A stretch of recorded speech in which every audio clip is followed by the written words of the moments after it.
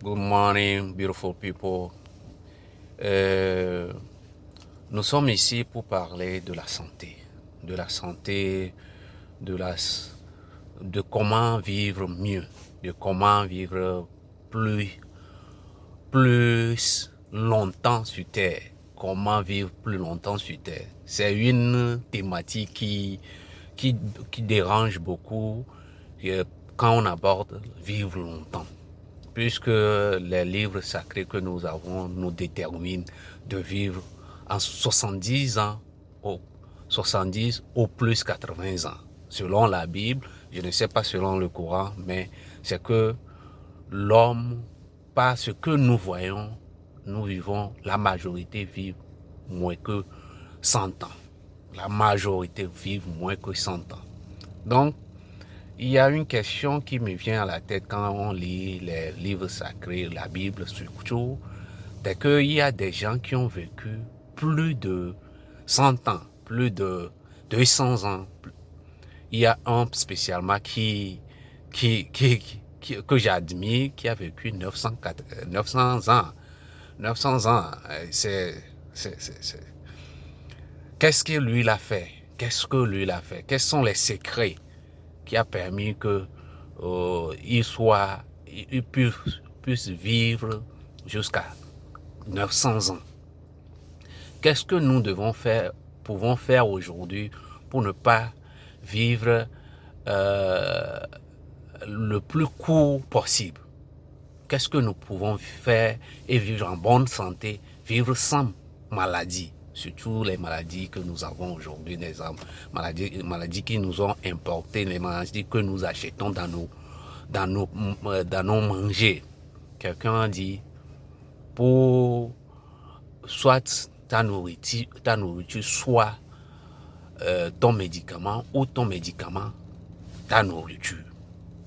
Est-ce qu'on pratique ce genre de choses? Est-ce qu'on le fait?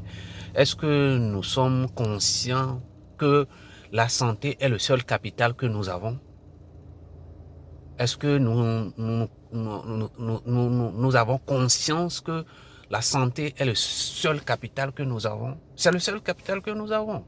Quand nous n'avons pas la santé, nous ne pouvons pas sortir chercher de l'argent. Mais on court chercher de l'argent, en oubliant la santé. Oubliant la santé. On trouve de l'argent, on emmagasine l'argent, et puis on dépense cet argent à acheter la santé qu'on ne peut pas retrouver. Pourquoi ne pas aller entamer, faire une discipline aujourd'hui, à s'imposer une discipline qui permet à ce que nous puissions manger ce qui nous guérit. Ce qui nous guérit. Est-ce qu'on peut faire ça? C'est faisable, c'est réalisable. Il va falloir qu'on s'impose certaines choses. Il va falloir qu'on s'impose certaines choses. Par exemple, manger dehors. Qu'est-ce que nous mangeons dehors? Qu'est-ce que nous mangeons en réalité? Est-ce dans nos plats, c'est le poison ou c'est le médicament? Je ne parle pas de médicaments conventionnels, c'est-à-dire la pharmacie. Je ne parle pas de ça. Est-ce que notre manger devient notre médicament?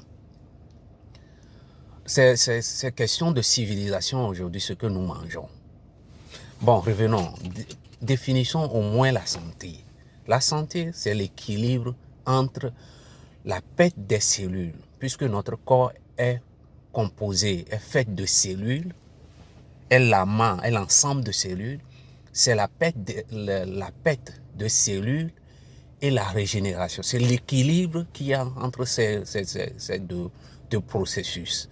C'est-à-dire, quand nous perdons 100 000 cellules, il va falloir que notre corps, notre organisme génère 100 000 cellules, ou plus 100 000 cellules, ou bien 150 000 cellules, pour que nous soyons en bonne santé. Ce processus naturel qui se renouvelle de temps en temps se dégrade de jour en jour, se dégrade d'année en année, se dégrade vu notre alimentation, notre environnement, la pollution, les stress, les stress que nous nous imposons, ce que nous mangeons, engendre cette perte rapide de nos cellules. Et puisque nos manger sont devenus de poison pour nous, notre organisme n'arrive plus à générer. Vous allez voir que les enfants, les petits-enfants, les jeunes enfants ont une capacité de régénération, de guérison rapide, plus que les vieux. Les vieux guérissent lentement, difficilement. Mais les jeunes de 0 à 18 ans, 20 ans, 30 ans au plus guérissent plus rapidement. C'est que le processus de régénérescence des cellules qui puissent remplacer les cellules mortes est plus rapide. C'est plus rapide. Pourquoi nous devons empoisonner notre propre santé? Pourquoi nous devons empoisonner notre propre santé? Pourquoi? Nous nous estimons civilisés, modernes, et que les repas de fast-food sont notre quotidien. Nous ne voulons plus préparer à la maison. Et ce que nous préparons à la maison même, c'est encore une question. Ce que nous préparons à la maison, qu'est-ce que nous préparons? On nous a imposé les OGM, les OGM que nous mangeons allègrement. Ce que nous appelons organique, même bio, parfois, c'est dans les environs des OGM qu'on les produise. Et c'est dégueulasse. Bon, pour couper un peu court, pour manger, il faut manger bio. Il faut manger organique. C'est la meilleure des choses que nous pouvons faire à notre organisme. C'est la meilleure assurance santé que nous puissions avoir. C'est la meilleure assurance santé que nous puissions avoir. Manger bio. Manger bio. Manger ce qui est sain. Même les plus grands de ce monde ne mangent pas ce que nous mangeons. Ceux qui nous donnent des aliments que nous mangeons ne mangent pas. Il faut des recherches. Tous les présidents américains ont un champ bio. Faites des recherches.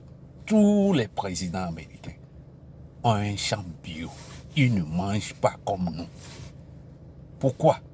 Parce qu'ils pensent que quand vous mangez non naturel, quand vous mangez non naturel, vous n'avez pas la capacité de réfléchir comme les autres. Parce que ce qu'on met dans les OGM ne sont pas... Les OGM captent, affaiblit certaines facultés en nous. Ça, c'est une assurance. Les OGM affaiblissent des facultés en nous. Ça nous abrutisse. Chers frères, il va falloir que nous allions plus de l'avant. Plus de l'avant, c'est de manger bio. On reste là. Il y a des choses qui entrent en jeu pour créer nos maladies. Nous allons aller progressivement nous enseigner. Chacun, dans les commentaires, vous pouvez déposer, vous pouvez donner ce que vous connaissez, ce que vous pensez que nous puissions faire pour que nous puissions avoir la santé vigoureuse. Même si nous devons mourir à 90 ans, nous ne mourrons pas Alzheimer, avoir like Parkinson's disease, all those things We don't need to have it. We don't need it. Courir 30 ans, c'est-à-dire vous travaillez 30 ans, vous conduisez votre entreprise pendant 30 ans, 35 ans, 40 ans. Et à the end of the 40 ans, vous êtes dans une maison psychiatrique. Ce n'est pas normal. Pourquoi vous avez travaillé alors? Pourquoi vous avez emmagasiné alors? Pourquoi vous vous battez alors? Non. Soyons sérieux. La santé est le premier capital que nous avons. Et pour vivre longtemps, il faut être en bonne santé. Il ne faut pas être Alzheimer. Il ne faut pas avoir l'Alzheimer. Il ne faut pas avoir le Parkinson disease. Il ne faut pas avoir dementia. Il ne faut pas avoir tout ça là. Il faut être à même de réfléchir, de dire à vos enfants, yes, ça c'est ça. Il faut que ça soit... tout le monde sait que quand on vieillit, il y a affaiblissement des capacités. Mais il ne faut pas que ça soit drastique. Pour que nous tombions à 75 ans et nous sommes dans une maison psychiatrique, on ne nous contrôle plus et nous sommes à Alzheimer, on oublie tout on oublie même le nom de nos enfants. Les enfants sont là, on ne sait même pas qui sont là. Ce n'est pas normal, mes frères et sœurs, ce n'est pas normal. Ce n'est pas du tout normal. Allez à l'hôpital, dans les maisons pour personnes âgées, vous allez voir ce qui se passe. Les gens, ils ne reconnaissent même plus leurs enfants. Les enfants viennent, bon, ils se lèvent, ils partent. Hein? On se bat pourquoi? La santé, c'est le numéro 1. Tous ceux qui sont intéressés par la santé, être jeune, et être jeune jusqu'à 90 ans, 100 ans.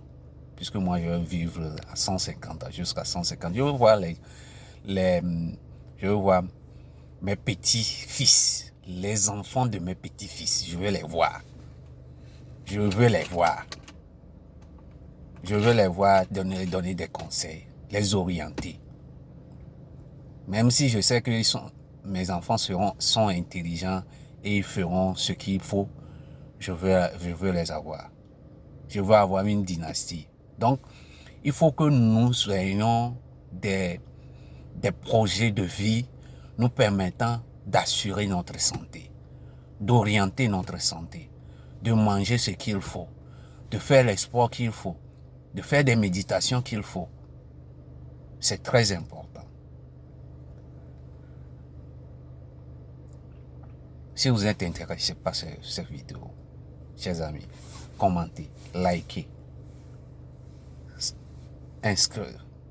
souscrivez à cette chaîne. C'est le moins que vous puissiez faire. Pour que partager à vos amis. C'est le moins que vous puissiez faire pour que l'information que vous avez ici soit partagée par les uns et les autres.